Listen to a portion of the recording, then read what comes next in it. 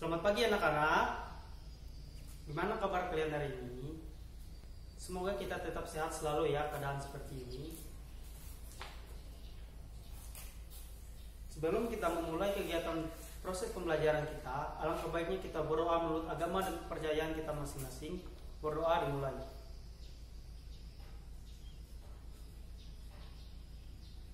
Berdoa selesai. Nah, di sini kita melakukan proses pengecek hadiran kalian melalui WhatsApp saja ya. Pada hari ini materi pembelajaran kita ialah tema 2 selalu berhemat energi dan subtema 1 sumber energi mata pelajaran IPS. Dan di sini kompetensi dasar KD 3.1 mengidentifikasikan karakteristik ruang dan pemetaan sumber daya alam untuk kesejahteraan masyarakat dari tingkat kota sampai tingkat provinsi.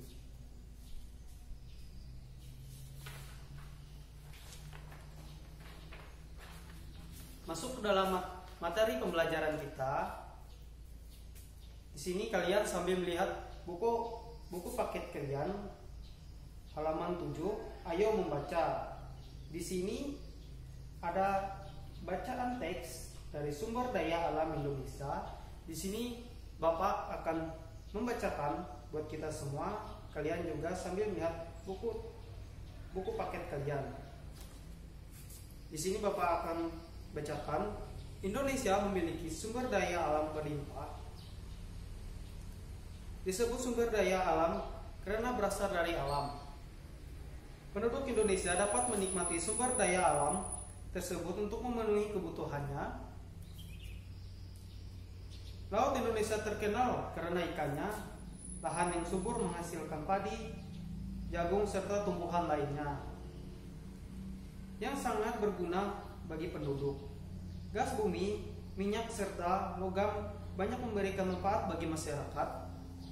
Sumber daya alam terbagi menjadi 2, yaitu sumber daya alam yang dapat diperbaharui dan sumber daya alam yang tidak dapat diperbaharui.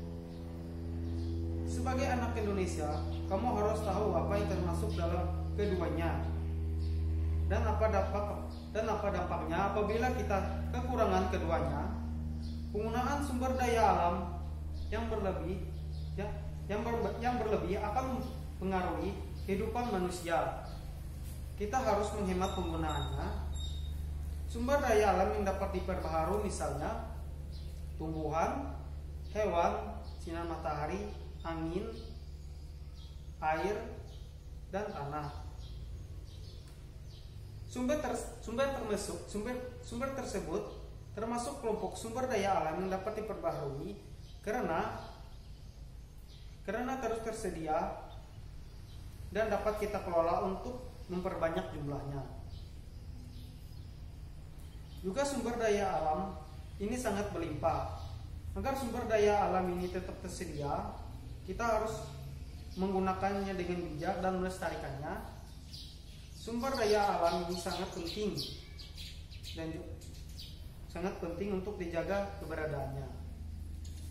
Minyak bumi, emas, besi, dan berbagai hasil tambang termasuk ke dalam kelompok sumber daya alam yang tidak dapat diperbaharui. Mengapa demikian? Karena jumlahnya sangat terbatas. Untuk menghasilkan minyak bumi diperlukan waktu yang sangat lama. Oleh karena itu, kita harus menghemat penggunaan sumber daya alam ini. Nah, di sini Bapak ada beberapa gambar buat kalian lihat. Di sini satu dulu. Yang pertama ialah batu bara. Di sini adalah sumber daya alam yang tidak dapat diperbaharui, yang sudah Bapak jelaskan tadi ya.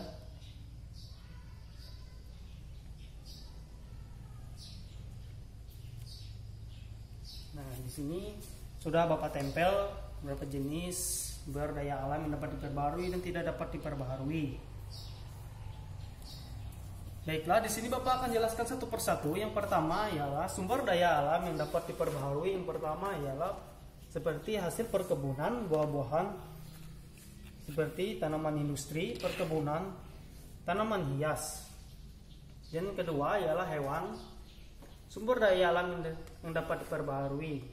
Di sini ada hewan ternak, hewan peliharaan, hewan langka atau hewan liar, hewan air, dan yang ketiga adalah sumber daya alam yang dapat diperbarui seperti air danau, air waduk, angin, sumber listrik, kincir angin, transportasi angin.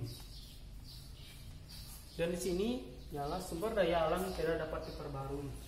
Di sini Bapak ambil contoh hasil tambang mineral seperti emas, kasir kuarsi, timah, bauxit ini jenis bebatuan. Dan ini sumber daya alam tidak dapat diperbaharui.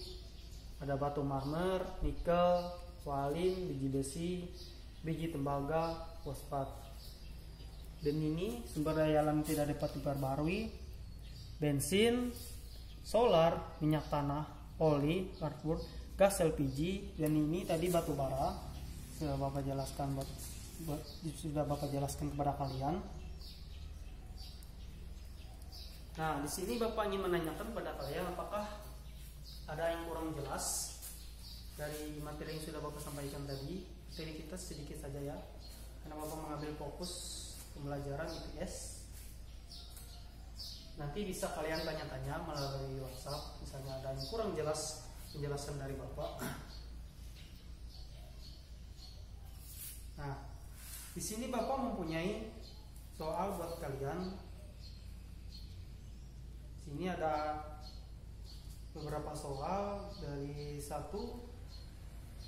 sampai 3, dan nanti ada soal sedikit lagi tambahan buat kalian.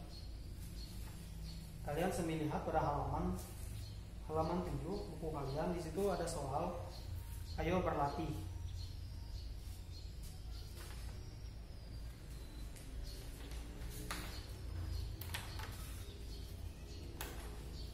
Di situ ada soal ayo berlatih, dan selanjutnya ayo berkreasi. Nah, bentuk kelompok bersama keluarga di rumah kalian. Kalian bisa minta bantu dari anggota keluarga kalian.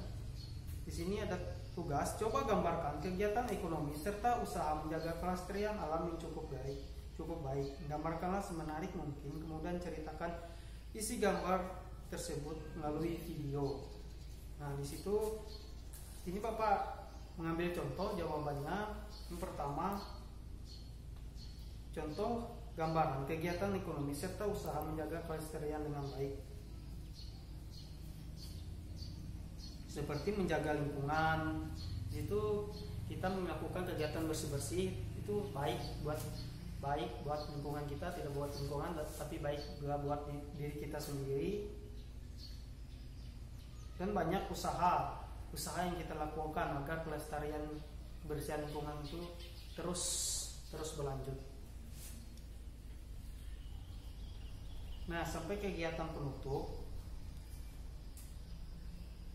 Sini Bapak akan menanyakan apa yang kalian pelajari hari ini.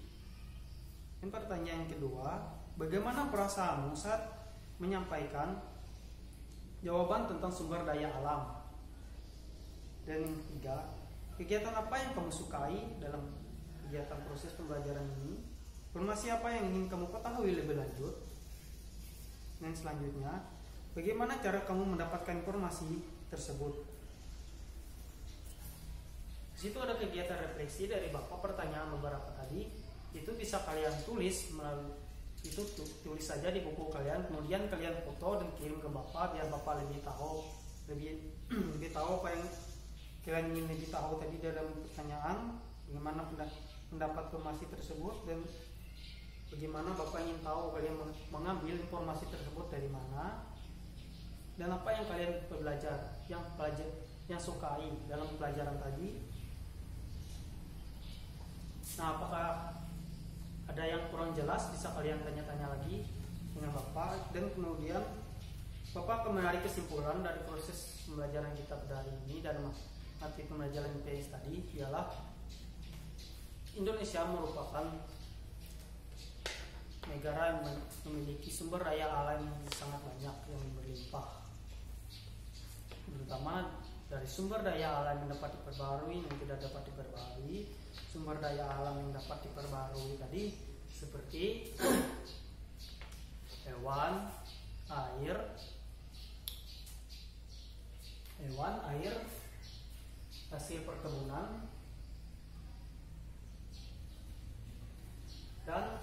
Sumber daya alam yang tidak dapat diperbaharui seperti hasil tambang, minyak bumi, emas, batu bara, dan yang lainnya. Nah, di situ Bapak menarik kesimpulan.